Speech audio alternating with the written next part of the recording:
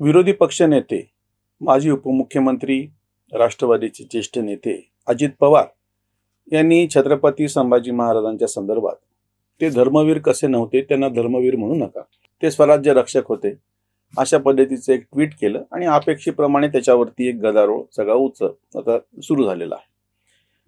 खरं तर याच्यामध्ये एक लक्षात असं घ्यायला पाहिजे, बाकीची काय टीका करायची ती तर वेगळी गोष्ट. मुळात तथाकथित सेक्युलर राजकारण जे आहे भारतातलंच एकूण त्यांची कशी अडचण 2014च्या नंतर झालेली हे जरा नीट समजून घ्या. म्हणजे अजित पवार यांच्या या वक्तव्याच्या पाठीमागे केवळ अजित पवारांची काहीतरी वैयक्तिक अडचण आहे, राष्ट्रवादी काँग्रेसची आहे इतका मुद्दा नाहीये फक्त, किंवा स्थानिक पातळीवरती किंवा महाराष्ट्राच्या राजकारणातलं त्यांचं जे स्थान आणि त्यांची अडचण, याच्यावर आम्ही आधी पण व्हिडिओ केलेले. स्वाभाविकपणे कोणाची त्याच्याशी संबंध जोडतो आणि बाकीचं काही विवेचन त्याच्यात केलं जातं. पण मला थोडंसं वेगळा आणि व्यापक मुद्दा तुमच्या समोर ठेवायचा आहे. मुळात जो आटापिटा चालू आहे बाबरी मस्जिद पडल्याच्या नंतर, वारंवार या सगळ्या तथाकथित डाव्या सेक्युलर लिब्रांडो पत्रकार विचारवंत या सगळ्यांनी अट्टहास करून भारत कसा सेक्युलर होता आणि विशेषतः मुघल कालखंडामध्ये, मुघलांचे थोडंसं आधी हे सगळे जे इस्लामिक आक्रमक होते, या सगळ्यांनी ज्या पद्धतीचं क्रूरपणे या ठिकाणी हत्या केल्या, मंदिरं तोडली आणि जे सगळं उद्ध्वस्त करायची व्यवस्था केली, त्यावरती एक पांघरून घालायचं काम सातत्याने हे करत आलेले आहे. आणि विशेषतः हे डाव्या इतिहासकारांचं हे काम आहे. झालं असं नंतरच्या कालखंडामध्ये, फक्त 2014च्या नंतर असं नाही, 1990च्या नंतर, म्हणजे रथयात्रेच्या नंतर, अडवाणीच्या रथयात्रेच्या नंतर ज्या पद्धतीनं राजकीय पातळीवरती बिंदू काँग्रेस भोवती इतर असा होता, तो हल्ला आणि भाजप आणि भाजपच्या विरोधामध्ये इतर, म्हणजे काँग्रेस एकीकडे आणि काँग्रेसच्या भोवती बाकी सगळे विरोधी पक्ष, असं सगळ्या राजकारणाचा जो पोत होता 52च्या निवडणुकापासून ते 89च्या निवडणुकापर्यंत लोकसभेच्या, आणि 89च्या नंतर 90ची जी रथयात्रा आहे अडवाणीची, त्याच्यानंतर पूर्णपणे भाजप एकीकडे आणि भाजपच्या विरोधामध्ये बाकीचे पक्ष, अशा पद्धतीचा तो जसा राजकीय बिंदू हल्ला, त्याच पद्धतीने विचाराच्या पातळीवरती हे जे सगळं गंगा जमनी तहजीबच्या नावाखाली म्हणून एक सगळ्यावरती पांघरून घालणं आणि ह्या सगळ्या मुसलमानी कट्टरतेला, सगळ्या मुसलमानी हिंस्त्रतेला त्यांनी ज्या पद्धतीचं संस्कृतीचं सगळं उद्ध्वस्त करून टाकायचा जो प्रयत्न केला, जगभरातली अतिशय नृशंस अशी घटना आहे ही.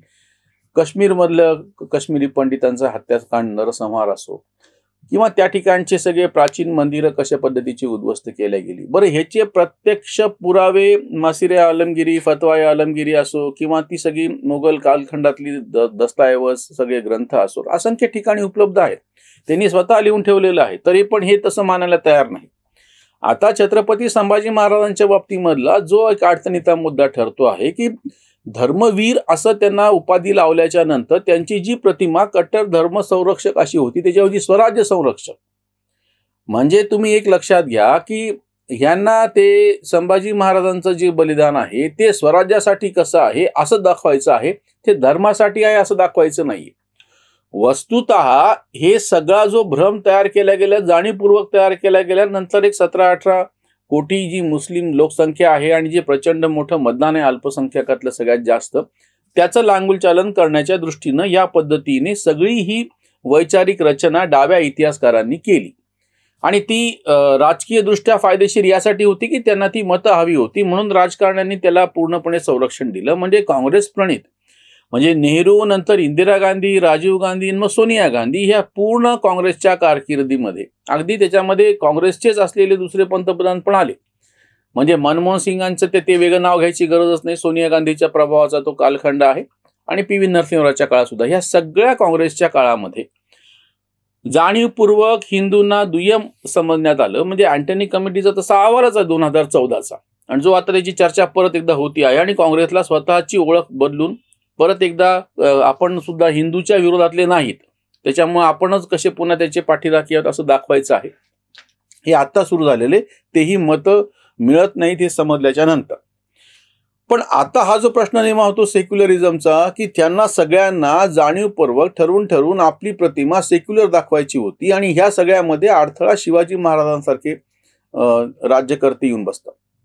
शिवाजी महाराजांनी जे काही स्वराज्य स्थापनेच्या संदर्भामधले त्या काळातल्या सगळ्या हालचाली ज्या आहेत, सगळा जो प्रयत्न आहे हा हिंदवी राज्य कसं उभं राहावं हे म्हणत असताना हे तथाकथित सेक्युलर म्हणत असले तरी तेव्हा त्यांची लढाई समोरच्या असलेल्या धर्मांध, धर्मवेड्या, क्रूर अशा औरंगजेबाशी होती. त्याच्यामुळे त्यांची प्रतिक्रिया स्वाभाविकपणे उमटणं भाग होतं. एक दुसरी गोष्ट म्हणजे आपला जो प्रचंड संपन्न असा जो वारसा होता, संस्कृतीचं जे इतकं मोठं आपल्याकडे देणं आलेलं आहे, आपल्यापर्यंत चालत आलेले, ह्याची फार व्यवस्थित जाणीव छत्रपती शिवाजी महाराजांना होती आणि स्वाभाविकपणे नंतर छत्रपती संभाजी महाराजांना होती.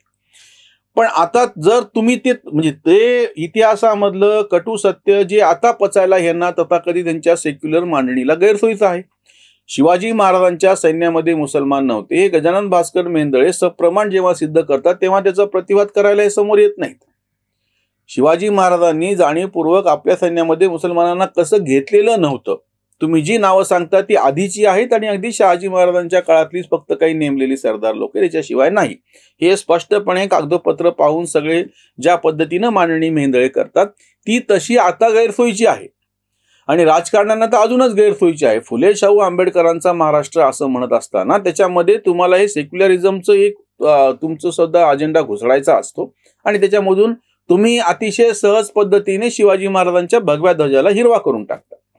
राजकीय दृष्ट्या शिवसेनेसारखा कट्टर हिंदुत्ववादी पक्ष, त्याला भाजपपासून तोडणे, उद्धव ठाकरेंची मुख्यमंत्री बनण्याची जी काही मनोकांक्षा होती तिला फुलवणे, त्याचा फायदा घेणे आणि त्याच्यातून त्या युतीमध्ये फूट पाडून हे सगळं राजकीय दृष्ट्या चालू शकतं.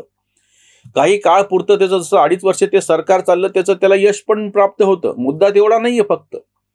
पण जेव्हा सर्वसामान्य लोकांपर्यंत ही गोष्ट जाते आणि लोकांचा जेव्हा विषय असतो तेव्हा तुम्हाला ही जे काही तुम्ही केलेली खेळी आहे ही खेळी यशस्वी होताना दिसत नाही.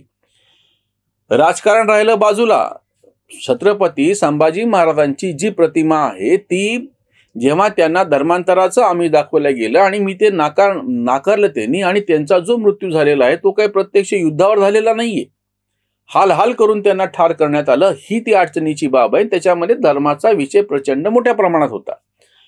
भारतामध्ये बहुतांश हिंदूंना काय म्हणतील त्यांचं धर्मांतर करायचं आणि त्यांना मुसलमान करायचं आहे हे धोरणच होतं. हे मुसलमानी राज्यकर्त्यांचं धोरण होतं आणि असं त्यांनी स्पष्टपणे स्वतःच्या सगळ्या जी काही संदर्भ ग्रंथ उपलब्ध आहेत त्याच्यामध्ये त्याचे पुरावे पण दिले गेलेले आहेत. आपल्या तथाकथित सेक्युलर अभ्यासकांना ते मान्य करायचं नाहीये, त्यांना जी वस्तुस्थिती ती बघायची नाही, ही त्यांची अडचण आहे. म्हणजे त्यांना ते स्वच्छपणे सत्य दिसतं आहे, आताची ही परिस्थिती त्यांना दिसती आहे पण त्यांना ती पाहायची नाही आणि त्याच्यामुळे अजित पवार सारख्या नेत्यांची जी राजकीय गोची होते ती त्यामुळे आहे की ह्या पद्धतीने जर तुम्ही धर्मवीर संभाजी महाराज असं जर म्हणत राहिले तर त्याच्यावरती त्याच्यातून जो अर्थ निघतो त्याचा फायदा त्यांना होणार आहे.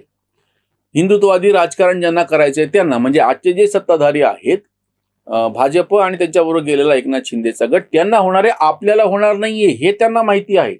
म्हणजे हे काही सहज आलेले उद्गार नाहीयेत. अजित पवारांसारख्यांची अडचण ही आहे की त्यांनी काही नुसतं बोलता बोलता चूक होऊन गेली असं झालेलं नाहीये. त्यांना माहिती आहे ही सगळी गोष्ट पूर्णपणे. पण आपण धर्मवीर म्हणालो की त्याच्या जोडीला येणाऱ्या ज्या बाकीच्या गोष्टी आहेत ह्याचा फायदा जास्त प्रमाणामध्ये भाजप आणि शिंदे गटाला मिळू शकतो, तो आपल्याला मिळणार नाही. म्हणून त्यांना ते धर्मवीर शब्द काढायचा आहे. तुम्ही साधी गोष्ट पहा, आम्ही मागं पण व्हिडिओमध्ये म्हणतो, कुठलाही उरूस भारतामध्ये भरणारा त्याच्या बाबतीत काय सांगितलं जातं, राष्ट्रीय एकात्मतेचे प्रतीक म्हणून हा जैसलमेरचा उरूस आहे, अजमेरचा सुप्रसिद्ध उरूस आहे, ज्या ठिकाणी आम्ही हा व्हिडिओ करतो छत्रपती संभाजीनगर म्हणजे औरंगाबाद मधला खुलताबादचा जर्जरी बक्षचा उरूस आहे किंवा आमच्या परभणीचा तुरत पिराचा उरूस आहे. काय लावलं जातं, राष्ट्रीय एकात्मतेचे प्रतीक. तुम्हाला कधी असं आढळणार नाही की तुळजापूरच्या देवीची यात्रा म्हणजे राष्ट्रीय एकात्मतेचं प्रतीक आहे. पंढरपूरची आषाढीची यात्रा म्हणजे राष्ट्रीय एकात्मतेचं प्रतीक आहे, या कधीही म्हटल्या जात नाही. गजानन महाराजाचे किंवा इथं शिर्डीला तुम्ही कुठलंही हिंदू देवस्थान घ्या किंवा महाशिवरात्रीला ज्योतिर्लिंगाच्या ठिकाणी यात्रा भरतात, त्या यात्रांना कोणीही राष्ट्रीय एकात्मतेचं प्रतीक म्हणत नाही. फक्त इस्लामी परंपरेतले जे उरूस आहेत त्यांना मात्र राष्ट्रीय एकात्मतेचं प्रतीक असा शब्द वापरला जातो. हे जे एक ढोंग सेक्युलरिझमचं तथाकथित विचारवंतांनी हे केलं होतं त्याचंच प्रत्यक्ष वेगळ्या पद्धतीनं त्याचा अवतार राजकीय दृष्ट्या ह्या नेत्यांना करायचा असतो, तो शब्द उच्चारायचा असतो. म्हणून त्यांना स्वराज्य रक्षक छत्रपती संभाजी महाराज हे सोयीस्कर आहे, धर्मवीर छत्रपती संभाजी हे सोयीस्कर नाही. म्हणून त्यांनी ते शब्द तसे वापरलेले आहेत. अजित पवार यांनी ज्या पद्धतीच्या राजकीय चौकटीमध्ये ते अडकलेले आहेत त्यांची ती मजबुरी आहे, म्हणून त्यांनी तो शब्द तसा पद्धतीने वापरलेला आहे. आणि आता दुसरी मजबुरी अशी आहे की या पद्धतीचं सेक्युलर राजकारण करून आता मतं मिळतात हे सिद्ध होत नाहीये. उलट आता अशा पद्धतीचं ते वागणार असतील तर त्यांची असलेली पण मतं कमी होतील हे त्याच्यातून दिसतं आहे. एका विशिष्ट पद्धतीच्या राजकीय अपरिहार्यतेतून अजित पवार यांनी ते उद्गार काढलेले आहेत. धर्मवीर संभाजी महाराज यांच्याऐवजी स्वराज्य रक्षक छत्रपती संभाजी महाराज असं त्यांचं ते म्हणणं आहे. ते पितळ मतदारांनीच यापूर्वी पण उघडं पाडलेलं आहे आणि पुढे पण उघडं पाडतील. इथेच थांबूयात. धन्यवाद.